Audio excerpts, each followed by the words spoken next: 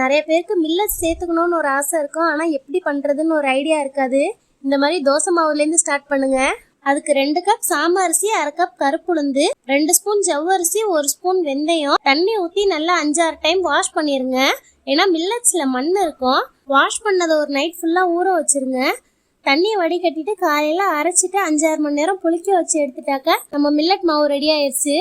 மில்லட்ஸ்லாம் மாவு அரைச்சா சட்னி ஏதாவது குட்டீஸ்க்கு பிடிச்சதா பண்ணிடணும். ஒரு சிம்பிளான தக்காளி சட்னி பண்ணிடலாம். அதுக்கு ஒரு கடாயில் எண்ணெய் ஊற்றி 5-6 மிளகா வறுத்து எடுத்துக்கலாம். அதே எண்ணெயில் 3 வெங்காயம், 6 தக்காளி, தேவையான அளவு உப்பு, 2 கொத்து கருவேப்பிலை போட்டு நல்லா வதக்கிடுங்க. அதை அப்படியே மிக்சி ஜாருக்கு மாற்றி அரைச்சிட்டு வந்துருங்க.